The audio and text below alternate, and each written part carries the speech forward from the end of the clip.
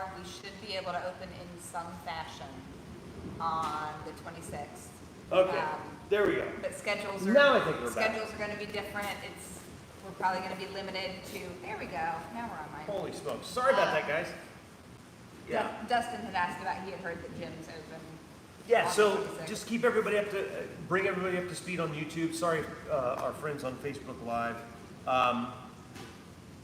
So the governor mentioned today that as of May 26th, that gyms will reopen following certain guidelines, and we'll do our best to follow those guidelines. We still haven't got a full list of what that looks like, but we have a good idea.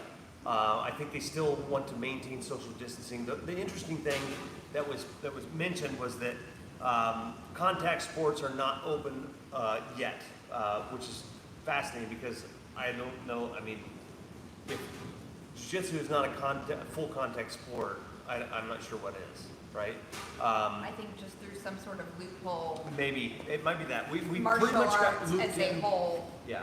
got lumped in with dance. Yeah, which is So- cool. Like I'm okay with that. It's fascinating. My daughter's really big into gymnastics, and And it's her just gym, I don't think is going to be. Now they're still waiting on verification. Yes. At least her gym is, but yeah, yeah. from So what they can tell, they're still closed.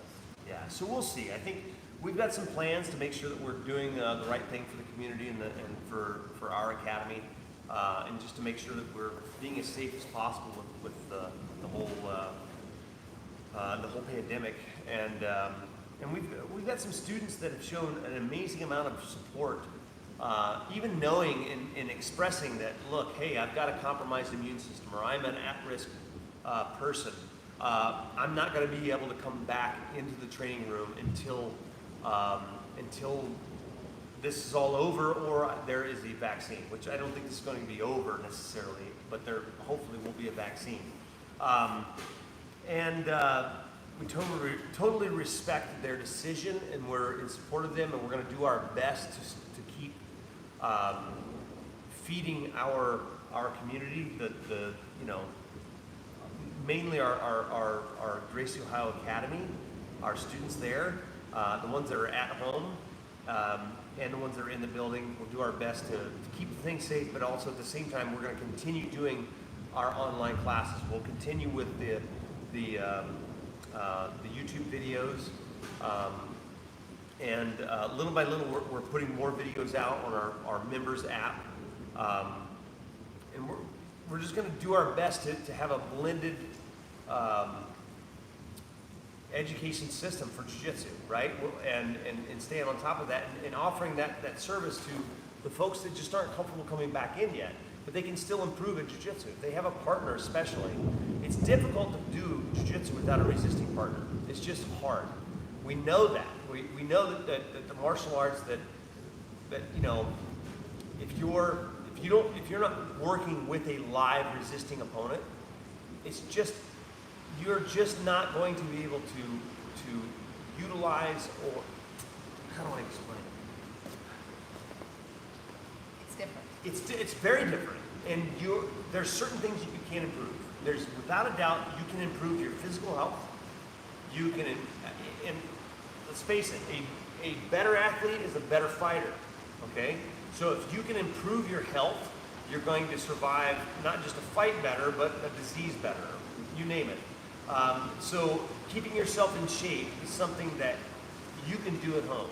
Okay, you can do that by yourself. You don't need a partner to do that for you. We know these things are beneficial to a combat athlete, or just an individual in general. And so those things. So yes, you can improve at home, but you cannot improve at the same rate as when you have a resisting partner, somebody that can help you through the techniques. So Mandy is able to improve at a faster rate if she has a partner like myself that she can train with, bigger, stronger, more technical than your average person at home with a grappling dummy. It's just reality. But can you get better? Yes, I'm sure you can. It's just going to be at a slower rate. So let's try to answer the question that we had on Facebook, and then we'll get into some techniques. Paul Watt, not sure if you're with us or not still. I know he's not in our same time zone, so he may have had to head to bed, but he had asked, do you have any advice for an old guy? He's 55. I would not say that's old, but I wouldn't say that's old now. but I older. would have said that was old Yeah. maybe 20 years ago. An old Now guy I don't think that's old at all. At least I hope it's not old. who still gasses out quickly when rolling, even after many years of jiu-jitsu, and he's got no other health issues. So no other major health issues. Been doing jiu-jitsu for a good long time. How old is Paul again? 55. 55. Okay. So it's good that you don't have any other health issues. That's awesome. As far as gassing out is concerned, really what it comes down to is energy management, and it's not always necessarily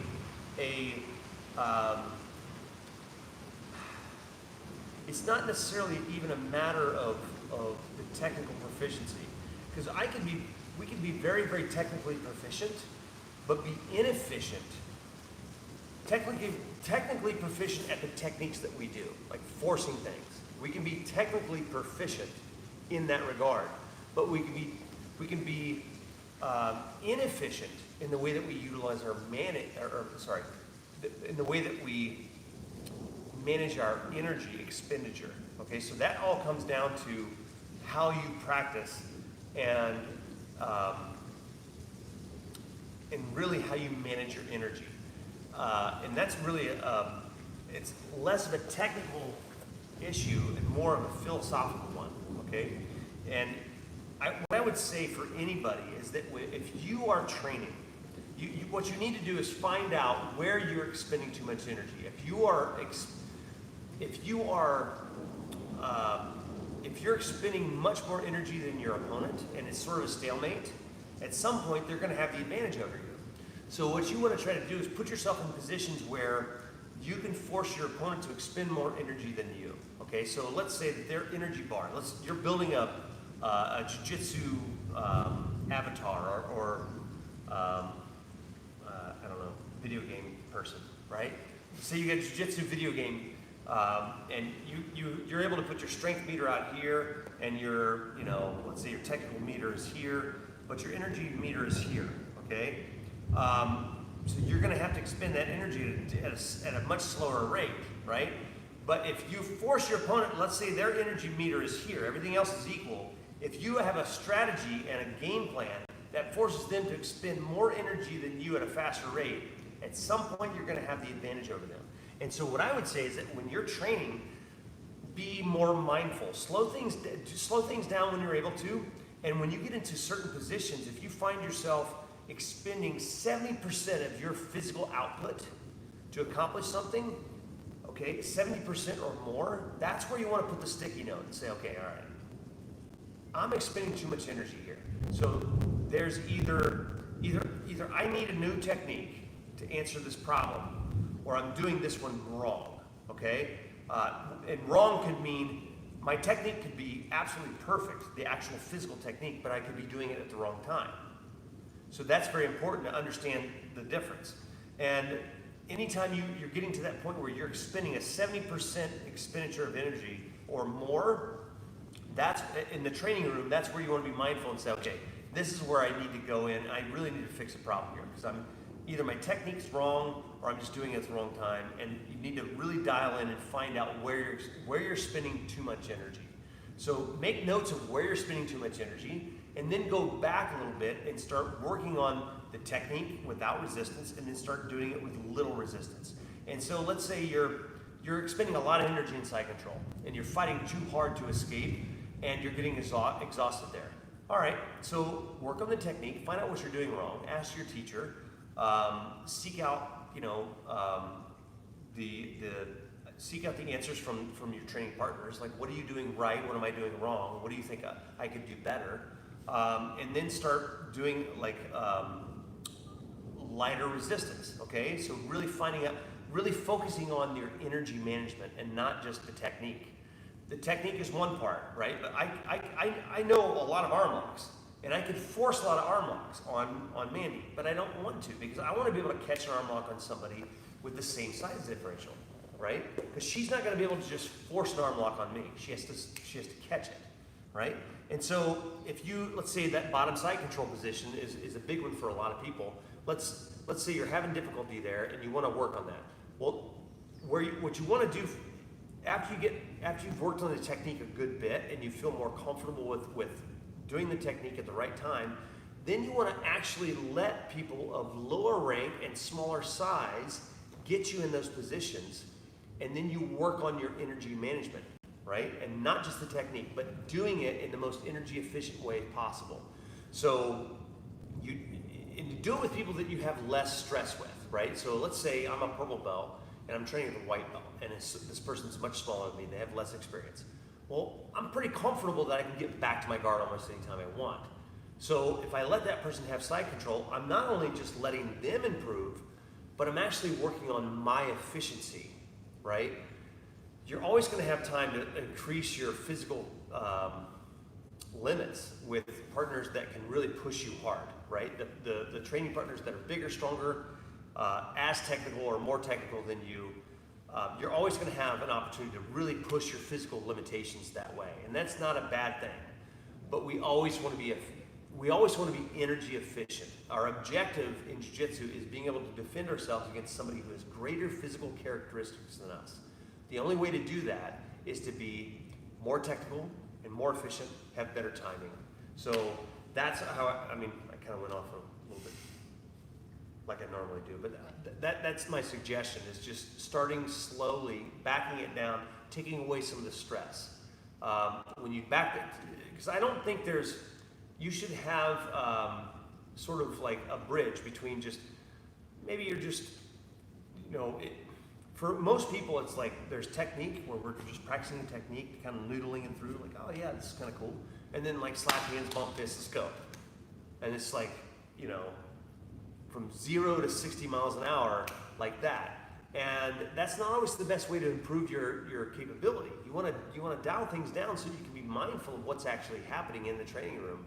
And one of the best ways to do that, honestly, is just get rid of the mindset of getting. Most people look at certain situations like they're losing, like the person passed their guard. Oh man, I lost.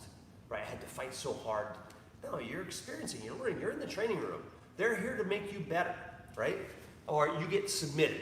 Oh man, like you didn't lose, you learned, right? Yes, it doesn't feel good to get caught. I don't like getting caught, I really don't. But I have to get over that to get better. Because I need to put myself in situations so I get caught until I learn how to not get caught again. And so if I'm constantly hiding by whether it's better physicality, better positioning, whatever, I'm never exploring the opportunities that fully exist in Jiu-Jitsu. So really, I think a lot of it comes down to a change of mindset and, sorry, little ant is trying to crawl all over me right now. Yeah, get rid of them. But a change of mindset and really understanding of what training really looks like in the room and what getting better looks like. So your objective is not necessarily a technical one, but a more just deep dive into energy efficiency. And the better you get at managing your energy and improving your timing on your techniques, the better you're going to get overall. So it may feel like you're losing at the beginning by giving up certain positions, by getting submitted when you normally may have been able to fight your way out. But in the end, you will become better overall. So that's my suggestion. Let's move on to something else. All right, so Zager asked, he can hear the storm in the background. Yeah, it's pretty gnarly out. It's storming here in Ohio. Went from 0 to 60, and it was very sunny and nice, and then boom. But he asked, can you please elaborate on the concept of natural handles? How can I deny giving away handles to an opponent, and how can I seek them out? Could you give an example from a certain position? Okay, so I may have to read that one again just to make sure I'm understanding. Your readers. Yeah, I may. Any handles to an opponent or give him. Okay. All right. So natural handles are things that I would say just easy places for me to grip and dominate the grip and the control. Okay. So if you look at the arm, for example, right? And I hope I'm answering the question properly, or how you fully meant it there, Zager. If I look at the wrist, okay, so if I'm let's have you up on your knees, okay? So if I'm looking for hand control, if you look at her arm, if I grab here, this is an okay grip, but she can still rotate her wrist fairly well, okay? She can bend her arm. So rotate your wrist, bend your arm, break the grip, yes. That's not a hard grip to get rid of, okay? Now if I grab a little bit like this, it's not so easy, okay? She can still do it, but she doesn't have the same level of control. She can still get rid of this grip, but it's not as easy for her. So what's different? A natural handle, like this is somewhat like, that's a pretty big, weak grip. I'm grabbing right here. That's not the best place for me to grab, okay? So down here, when I grab, I'm not grabbing her wrist, I'm grabbing, my 3 fingers are on her hand. These 2 come over top like this. So if you add this control here, like, and even her, she's gonna be able, I'll hold as best I can, okay? Get your hand free. She knows what she's doing. She can break that grip. Sorry, you're gonna have red wrists, okay? But if I couple this natural handle, we'll call it, this natural grip, and it is very natural when I slip and I catch like this, and it helps prevent the rotation, okay? So she starts to rotate the hand, it's not as easy. She can bend the arm still, she still has the leverage, okay? But if I have this control, and now I utilize my leg to control the upper part of the arm, now she can't use the leverage in the arm the same way. Now this natural handle becomes the best grip I can have. Okay, so if that makes sense, because now I'm adding the natural handle in the grip, because I'm isolating the rest of it with my legs and my hips and the strength of my position here. Okay, so another natural handle would just be here on the top of the head. Okay, she's going to have to address that. If I wrap her neck, another natural handle is the chin. Okay, let's say another one here is right here on the shoulder. If you can turn this direction. Okay. This kind of cup right here on the shoulder or behind the neck like this, okay? The lateral muscle right there underneath her armpit, okay? Right there. So if I'm in side control or just in a clinch position, that is a natural handle. The hip, okay? Easily can hold on to, okay? Inside the legs, right? So let's have you on the bottom, okay? And so we're going down the whole line of the body, but this was a terrible grip, okay? This, however, is the equivalent of the grip that I had before. Not so easy for you to get rid of this, okay? Because there is a way to get out of it, but it's a very specific movement, okay? And that can be, and if she needs a specific movement to break this grip, I can prepare myself for that, okay? And I can shut it down in some ways. This, if I don't have a level of control in the upper body or bring my weight over top of it in some fashion, not so hard for her leg, it's easy for her leg to break the grip on the thumb. But if I control the movement by control, yes, now I have a better leverage here because I'm controlling the bottom of the foot. My pinky finger is on the pinky foot. I'm holding the foot like this. The only real good way to break this grip is to turn her knee down and fight against the thumb here, okay? And I can kind of prepare for that, right? And so if I shut that down, if I'm in a position like this, get rid of the grip. It's not so easy. Okay. Can I use this one? Yes, you can, but then you open up other opportunities. Okay. We'll call this a natural handle, right? Right above the knee, and a lot of it just depends on. So that's kind of the idea, and I think anytime we can use natural grips as opposed to relying heavily on the gi grips, we talked about that in our last video, didn't we? The gi grips. And how I think that people rely too much on the gi grips. They have all messed up fingers. I think that was the question. We did. Yeah, we did. But anyway, I hope that sort of, how can I seek them out? Can you give an example from a certain position? I hope I did answer your question there. And the best way to deny them the grips is to control their hands. That's the bottom line. I look at everything here in this situation like this.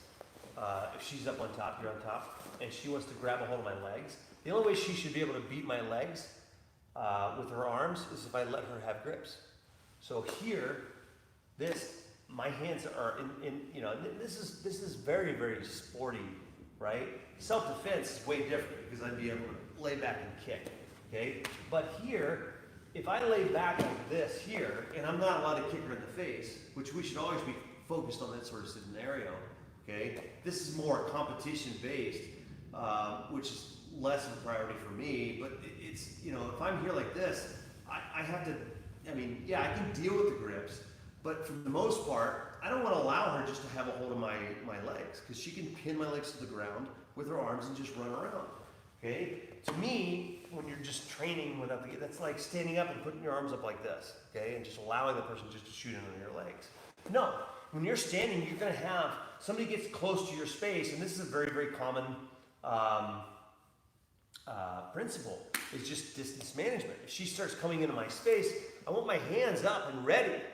This is my first line of defense. So if you know you throw that into more sparring, let's go back. She approaches me. I've assumed the bottom position. Now I don't want. She tries to grab. I'm going to grab her first. I want to block her hands. I want to get the grips that I want, and then I can put her in the guard position that I want to have. So. Yeah, if that makes any sense. I mean, I don't really, I mean, that's sort of a generic explanation, because when you're on the knees, let's talk about that for a second. Really, at the end of the day, like when you're on your knees, we spar from the knees. I think a lot of this is somewhat traditional, because a lot of judo academies, well, judo in general, back in the day, they would split the training up. So they would do the standing grappling, and they would do the ground grappling, okay? And so when they would stand, they would work for the throw, and then when they work on the ground, typically, most classes are going to be, most jiu-jitsu or judo classes are going to be separated in that regard. So if you're working on standing, you're working for your takedowns. Once you got a takedown and you had control, you'd stop, stand back up, okay? But then you worked on the ground positions. Sometimes you would start in specific positions, or sometimes you'd start from the knees, okay? And so a lot of jiu-jitsu academies, you see this all the time. People start from here. Well, this position just does not exist. Not in a competition, never in a street fight. You're never going to be like right here. Like, you want to fight? You know what I mean? Like, so people who show techniques from this position, I mean, it's kind of generic, honestly. I mean, even this right here, like what I just kind of showed, like, most of the time when I train, I start here like this. If the person wants to sit like this, cool. I'll start on the top. They want to work on their guard. That's what they're telling me, okay? Or if they start standing, they all like this. Sometimes I'll sit and I'll try to get to the guard. Sometimes I'll just do this. I'll just pull them right into side control, right into the mount.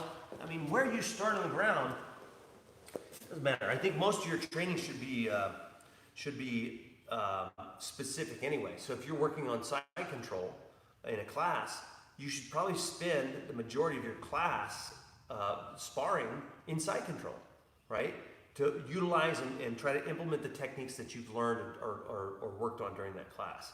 I think that's how real good skill development happens. So, just my 2 cents. What do we have here? What kind of questions? I'm talking too much. We need to teach some techniques. Allison said, I see a lot of people fighting the grips, but they don't get any grips of their own. So all they do is grip fight. So instead of trying to get their own. Sure. Yeah, the whole objective of grip fighting is to get the dominant grip, right? If you're always just fighting the grips, I mean, it's not wrong just to play defensively and prevent somebody from grabbing you. That's always a good skill to have.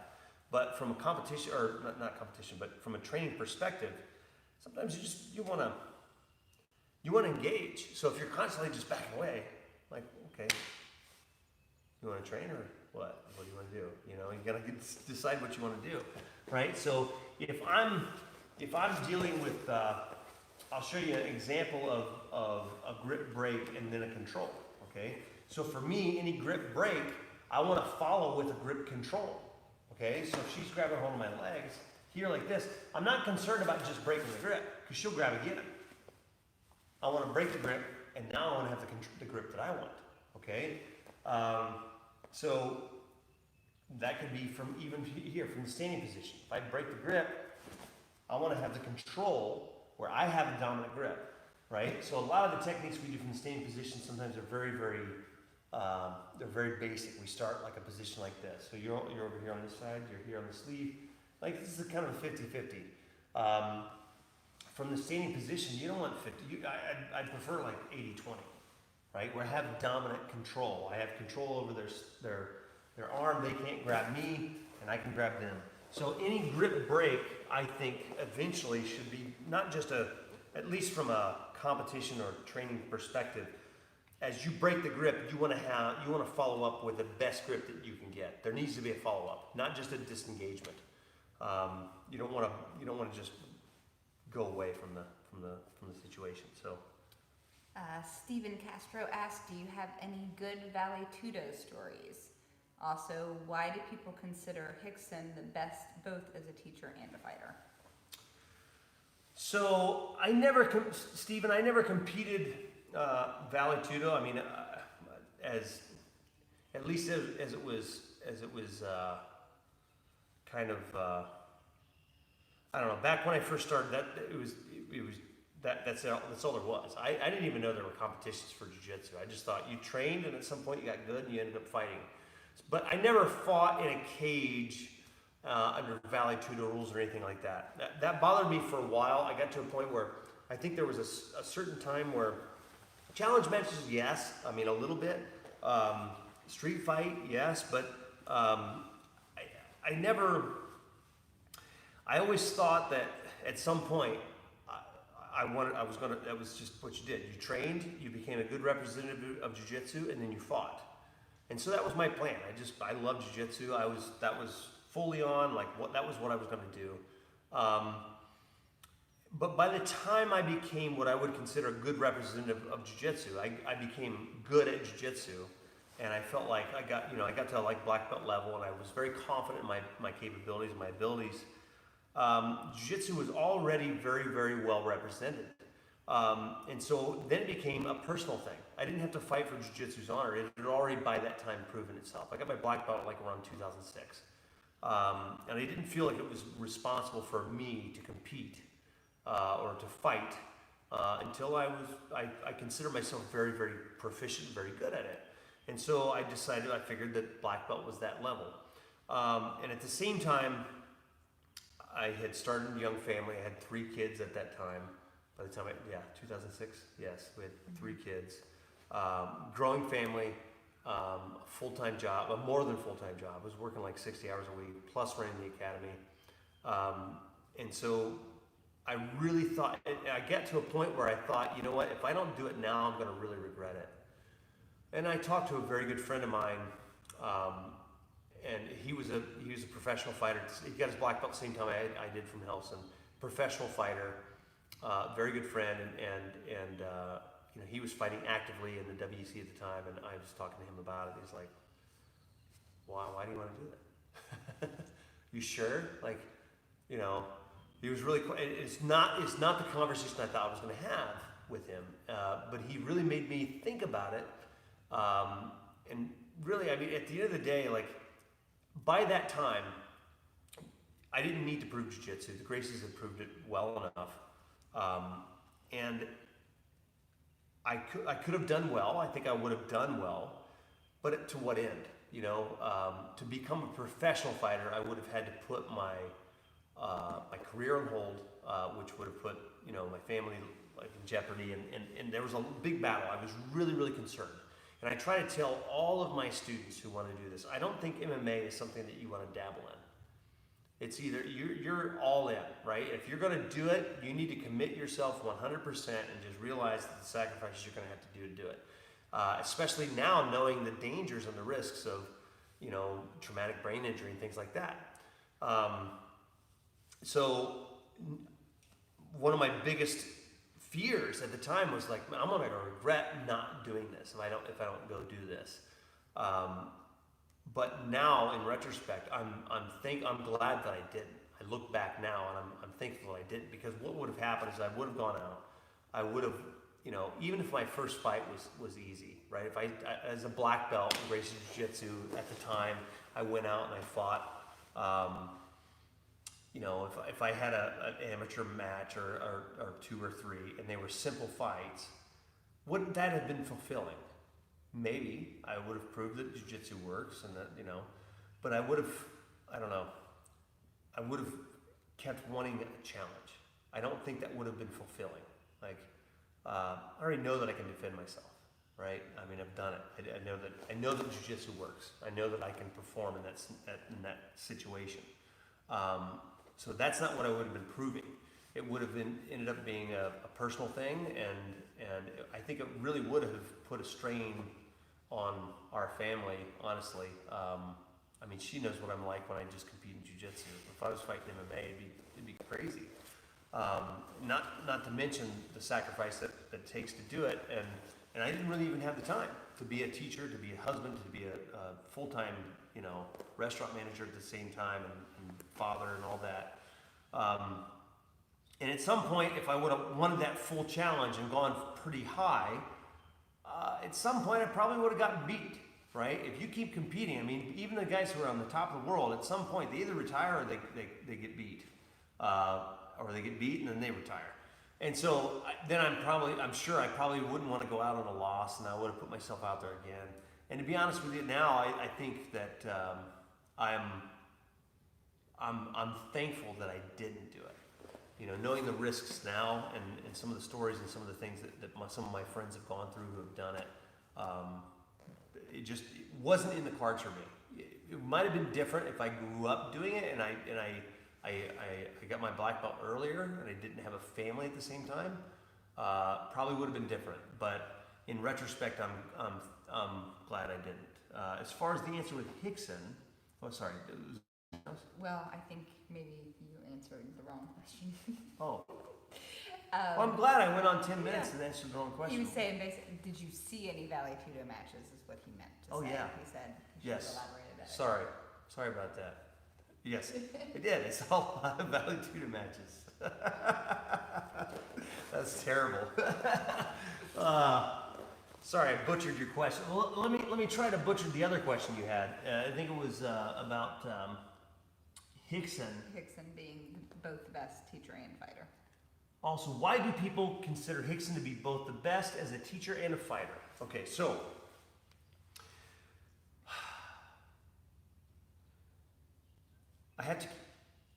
I'll do my best to be judicious in how I answer this question, because I have a very, very high level of respect of Rickson, first and foremost, and also of my instructor, Helson, and their father, Gracie, and really all the Gracies that I've had the opportunity to train under. I haven't had a chance to train with Rickson. I would say that I've spoken with many high level, I'm not going to throw out names, but I've spoken and trained with some very, very high level jiu-jitsu practitioners who trained with the Gracies way back in the day, 60s, 70s, who would say that, at the time, Rickson, or in the 80s, at the time, Rickson may not have been the best, the best instructor. He was the best fighter. I don't think there's any doubting that, but some people would disagree that he was the best instructor. Now, I have trained with him, more recently. Like I never got a chance to train with Rickson until I was black belt, and the seminars and the techniques that he taught were fantastic. Some of them were absolutely transformative. Like, there's no doubt that I think that Rickson had the best expression of jiu-jitsu that we've ever seen. That's my personal opinion, but I'm also right. I think he's the best fighter that ever lived, both from a mindset, technical standpoint, physicality, you name it. I think he was the best expression of jiu-jitsu for sure. I think he was the best fighter that ever lived. There is a different skill in teaching, and I would say, to be quite honest with you, I think the best teacher that I have ever experienced, and I might be slightly biased, but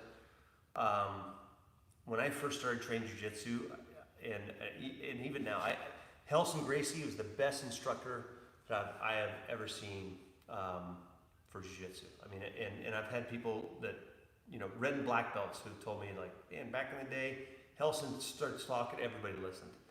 The guy was a jiu-jitsu computer. You ask him a question, and he would have the simplest, easiest answer like that. And he really was in some ways a savant. Now, I think there's a balance between the ability and the technique and the ability to relay the information. As far as instruction goes, Jorge and Gracie may be the best teacher I've seen teach anything, ever. I mean, phenomenal at explaining, using allegory, you name it. All the Gracies are very talented in that way. I think some have more talent in other areas, and that balances things out. But Helson, for sure, as far as the balance of the ability to teach and explain techniques and solve problems, and also the capability, Helson was a monster, right? I mean, I think he was, in my opinion, he was the best instructor on the planet. So, I don't know. I think Hickson's amazing, but yeah, sorry. What's next?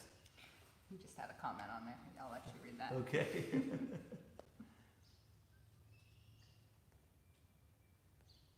Stop blasphemy.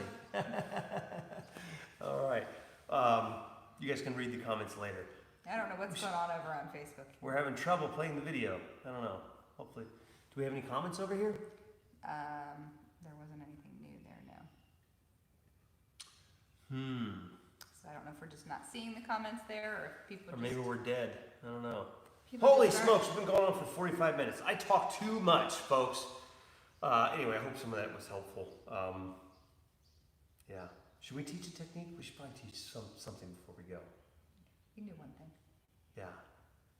I really fully intended to have like a curriculum lined up for today, but man, we got the news from the governor, and I don't know, we went all sorts of different directions, answering different questions. Hopefully it helps. Yeah. So what do you want to teach? I don't know. I really don't know. I'm out of techniques. What have we taught lately in just you and I that we've covered that is kind of new for you? I've never seen the arm triangle before the kids' class today. Are you serious? I'm serious. Holy smokes! Have you ever done it? No. We got to do the arm triangle. Arm triangle it is. Then, here's the deal. Come back Saturday. If you were able to stick through with this whole time, bless your heart, we'll come back Saturday. I'm going to go over how to defend the arm triangle, okay? From early stage prevention all the way to gargling, right? I'm going to show you how to defeat the arm triangle. So, let's teach Mandy the arm triangle. Here we go. All right. In the mount position, when you're down and you're controlling, the best time is like when you're here like this and you get the arm deep, you're like that. There you go. And if they're making a frame to push you up like this, we're going to take that arm, push it across. We're going to drop our head super tight. Now, very important. You want this to be nice and tight, but you want your head right next to my head, so I can't free this arm. If there's any space here, raise your head up just a little bit. I can shoot my arm up and I can sneak my arm out. We don't want that to happen. So once we get that arm across, we're going to keep that nice and tight. Now, this is only temporary, okay? Where her head is now, it's good, but she's relying a little bit more on just kind of neck muscles to keep this arm back, okay? And what she wants to do to increase and to have a better pressure is actually to hop off of the mount, okay? Now, here's the deal. This is a little foot flippy thing, okay? So let's rewind. If you're here, yes, you can definitely finish the arm triangle on the mount, okay? But you can increase the pressure and actually give yourself a better control with the head if you hop off to the side control. The other thing you don't have to deal with is the bridge, okay? Because this arm is stuck inside here. So if I'm able to, I may be able to knock her over. So once she commits to this, head's gonna come nice and low. She's gonna foot flip here. She's gonna hop off to side control. Now she's gonna figure four her arms, or if you don't have long enough arms, just make a gable grip, okay? Now, yeah, let me sit up so you can see. So you grab there, this hand's gonna come up on top of your own head, okay? Or my head, either one is perfectly fine, okay? Now if I start doing something like this, you can use this hand to kind of push this arm back, okay? Then you can go back to holding on beside your head. Now move yourself a little bit more perpendicular. Now you're gonna sprawl, bring your head to the floor. Now sink straight down. And then squeeze the elbows together, yes. The most important part there, the thing that most people mess up here is when they get to that position, I'll have you on this side, okay? When they get to this position, they push, they drive too much like this. And that actually helps open her neck if she's able to. So once you get off to the side, you want to sink straight down to the mat, okay? You want to go straight down to the floor because the weight and gravity in your position is going to do the work. If you drive into them, it's going to help them open up their neck. So once we get off to the side here like this, I make my figure four, I sink straight to the ground like this. And I squeeze my elbows, squeeze my elbows together, and I drop my shoulder right down that, you know, kind of down into the pocket here. So there you go. That's the first time you've seen the arm triangle? Really? Never been caught on it? No. Oh, I'm slacking. I'm a terrible instructor. All right, we're gonna come back Saturday. I'm gonna show you how to beat all things arm triangle. Okay? Sound good? Sounds good. So I'm assuming if you haven't learned the arm triangle, you haven't learned the defensive arm triangle. Clearly not. Well, clearly, we're gonna cover that. So thanks for joining us tonight, everybody. Sorry I rambled too much about my lack of MMA experience and personal struggles and all that stuff. And yeah, that's it. You guys are awesome. Thanks for joining us. Have a great night.